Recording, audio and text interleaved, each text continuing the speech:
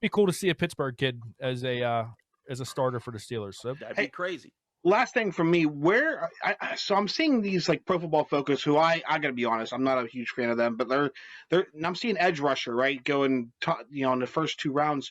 Are people so disconnected with the Steelers they don't realize like how high the Steelers are on Alex Highsmith? Is that like just a disconnect from what's going on in Pittsburgh versus like national people cover? Because everyone we talk to, and you can tell us if it's different, that they expect big things from him. Yeah, I expect big things from Alex Highsmith too. There are national people who are just disconnected with the Steelers. Like I always tell this story. The Buccaneers game where Vance McDonald killed Chris Conti. Everyone remembers that play, right? Well, we're gonna have it run through the YouTube though of the podcast now. But before that game, remember the Steelers were 0-2-1, and it was looking rough, and everyone was wondering what's going on with the Steelers. And then Steve Young goes on Monday Night Football and says, I was just in the Steelers locker room, and they do not like each other. I can tell you right now, there's something wrong there. Ben's leadership's a big, yeah. But then Jim Wexell comes out and tweets, is like, it's funny, I've been here all day, and I know he hasn't even sniffed the locker room, so he hasn't seen nothing. So I don't know what he's talking about. And when Jim Wexell said that, I was like, there are national people who are just naturally disconnected, and because it's their job to sound like they know everything, they say things like they know everything. But then there are people who troll. And I do think that's what PFF does with the Steelers. Yeah, they left Troy Polamalu. They were like, who's the best defensive back in the last decade? And they didn't even list him. Like, come on, you guys know. Yeah, like, there was not a day that – I love Charles Woodson, but Charles Woodson was not better than Troy Polamalu. I think the reason behind that, not to interrupt anybody, look, I'm a Yinzer tried and true. I'll be a Yinzer my entire life. Yeah, we come on here and get mad about it. We're easy marks. Yeah, we get mad about everything. Chad, me and you just spent 10 minutes in the last segment talking about Brandon Dubinsky. So come on, man. Like yeah. But see, that's where I sit, and I think like a lot of people know that when you have a big market, and Pittsburgh's not a big market, but it's a big market for football fans. Yeah. And you do something to dishonor the Steelers, you get harsh reactions. Harsh reactions get you more content, or get you more clicks, and more clicks get you more views. So it's something that I think that they intentionally troll the Steelers at times, because I'm just like, you don't believe that. One story that Dale Lawley told me, and really it was because he saw Ramon Foster, who also works with us at DK. Mm-hmm. There was one year where it was training camp and Latrobe, and PFF sent a guy to talk people around, and just recently before this practice, they released a list, and they had Ramon Foster as the worst guard in the NFL. And so one of their dudes had their polo on, and he tried to ask Ramon a question. He's like, I'm not talking to you. Y'all said I was the worst guard in the league. Well, then all of a sudden, in the next day, their rankings shifted, and they shifted some of those metrics that they always use, and now he's a top 5 guard in the league. And that's why I'm just like, y'all just make stuff up. That's why I don't buy into like, the advanced stats. Like if you tell me a drop is a drop, okay. If you tell me, this guy's getting X amount of yards or X amount of tackles or, missed tackles, that's one thing. But when you start giving me these formulas of like DVOA, and I understand some people live and die by that, but it's like when people get too fancy with baseball stats. Like, what's he batting, man? No, because I know they're not a fan of Ben. They hate Ben, and whatever. I mean, I'm fine with being objective about Ben, but I went back into their grading, and there was a game last year Antonio Brown was here, 2018. Ben had a game against Carolina where he threw 5 touchdowns, no picks, and had like 2 incomplete passes. Yeah. And they gave him like a C for the game. And I was like, okay, I'm done with this. And see, y'all know me. You're not the biggest. Yeah, you're not the. Yeah. I'm in the middle on, because I'm looking at the national media. What are you doing? But then I look at the people who say, "Oh, Ben Roethlisberger, it's not his fault. He threw 5 picks." I'm like, what are you doing? Yeah, I know. I got you. And I'm just like. Can we just honestly evaluate? He's the perfect. He's one of the most polarizing athletes I've ever seen. You're either hot or you're cold. There is no in between when it comes to him. And what's so funny is because he's not LeBron. You know, he's not Tom Brady. He's not the cutting edge of his sport. You know, he's arguably top 5 quarterback of his era. You know, he fits somewhere around that range. But you know, I mean, and maybe it's because of his checkered past. Maybe it's because of the accusations against him, and people don't want to. You know, the people haven't let that go, and that's fine. I'm not saying you're wrong. You're wrong if you feel that way. If you think those were true, that's fine. But evaluate him honestly, and that's what I try to do. Like when he was cutting it up in the first 9-10 games, I'm like, this dude, he's seeing things he's never seen before, because we've seen him launch the ball, we've seen him dodge tacklers, but the way he was dissecting teams this last season early on, I was like, that's stuff we ain't seen from him. But then when it was late in the season, I'm like, all right, he's gotten back to old Ben, he needs to shake himself out of it, and then he didn't. To be fair, I mean, I'm a Ben apologist, but it wasn't like he did not. Besides the receivers after the catch, he didn't have a lot of help, and that's why I want them to draft him a damn running back so he doesn't have to throw the ball 50 times. I do agree. They need to get him help in the backfield, because one of the biggest things he had was when he knew if everything shuts down, I can flip it to Le'Veon and he'll like that. And again, some of the elite quarterbacks do that too. I watch the Packers. Like Aaron Rodgers, to me, is one of the best quarterbacks of his generation as well. And Aaron Jones, I watched the game. Like I can't count. I lose count how many times he just Aaron Jones in the flat, because it's such a today's NFL. That is like the running game, basically. Yep, that's like today's running game. No, you're right about that. It's an extension of the offense that I don't think is recognized enough, and especially when people say running backs don't matter, and I'm like, except when they do that for you, right? But yeah, that's where I'm at with like PFF and things. Is like when they do stuff like that, I'm just like, I love PFF for the keeping of like coverage stats and how many times does a play target. That's where it's extremely valuable. But when you start getting into the grades and the subjective things, I'm like, okay. I knew a bad throw. Well, a bad throw to me and you might not be the same thing. Exactly. I kind of gave up on PFF earlier this week when I tried to do a mock draft through them. Oh yeah, their mock draft is horrible. I got Trayvon Moehrig at 24. No, I traded down and still to 31. Still got Trayvon Moehrig. Ended up getting Najee Harris in the second round, and then got Miners in the third round. Yeah, I'm like, if that's how the Steelers' first 3 rounds go, it's run to the bank with that one. Yeah, but it's one of those things, and I think it's exactly what you said, Chris.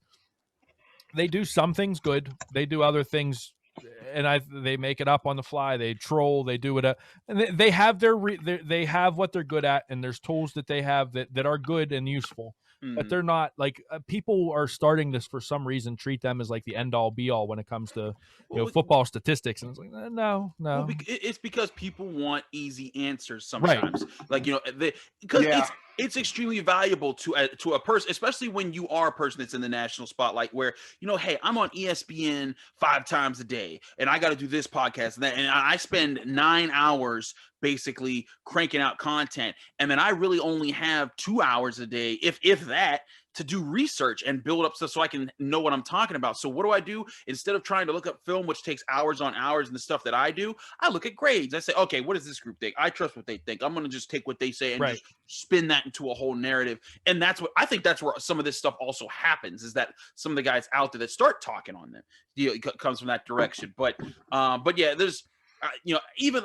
years ago when I was listening to them, like when Juju was first drafted and then he had his first year, and I thought he did pretty well. They did a top receivers under 25 years old, and it was top 25 receivers under 25, and he wasn't even listed. And I was like, wait, huh? Like, how is he not I mean, you saw what he just did last year. And that's when it was after that year where they started to do more stuff. Like, okay, they're doing this intentionally. And we've seen it. Some people just have biases against the Steelers. But we even saw it earlier, like this past season with ESPN.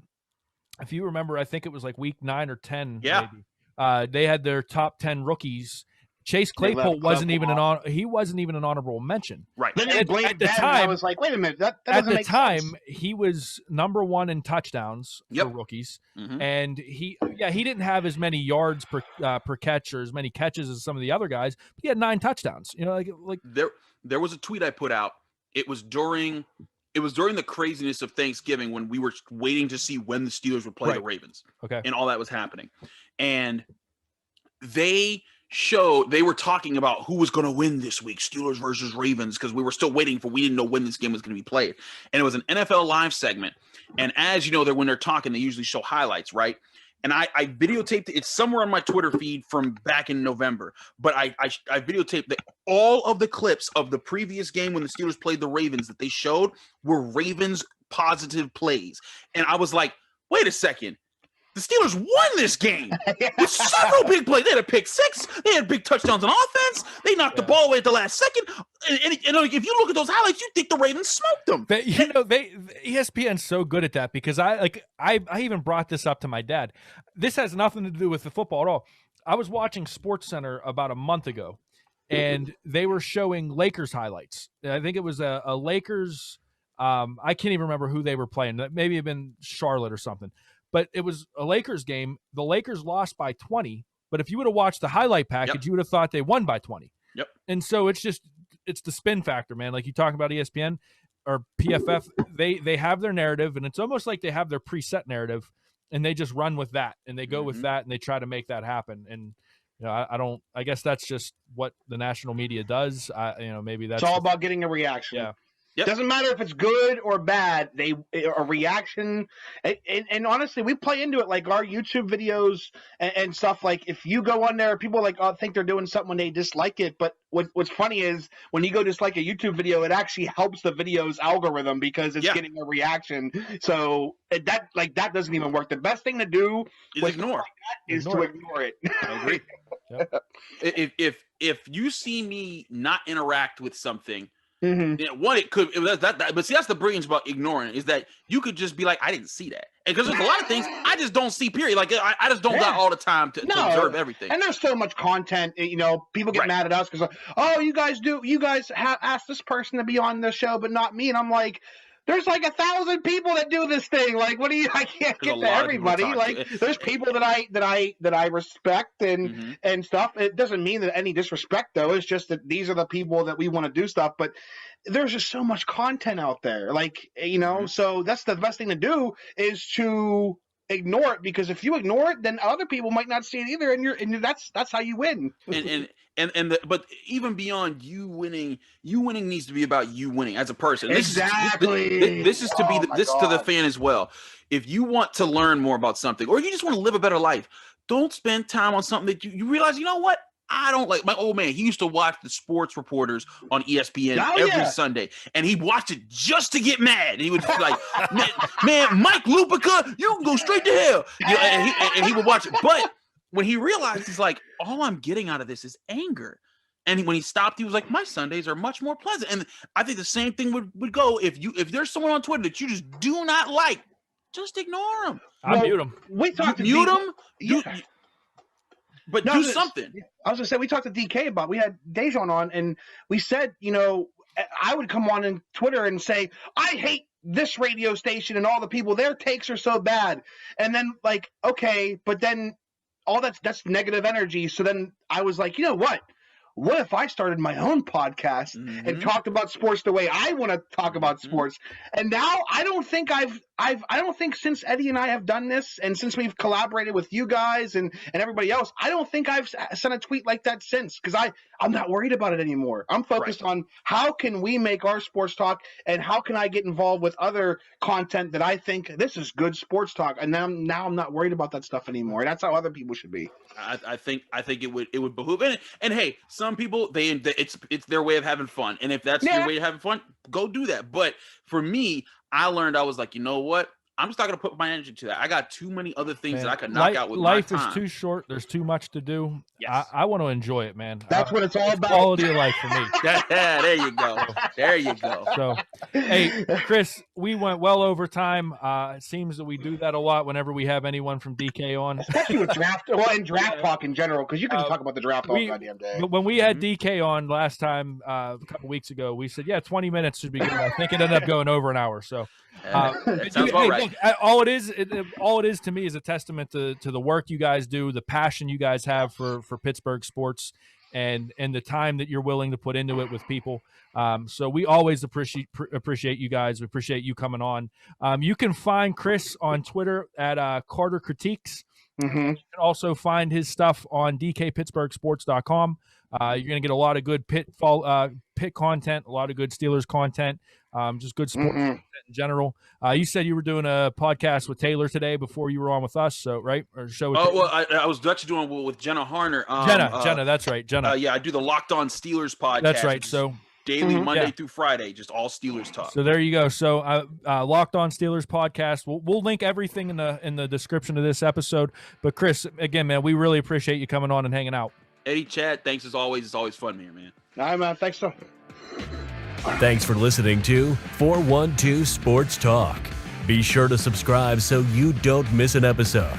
If you like the show, leave us a review and be sure to tell a friend about your source for all things Pittsburgh sports.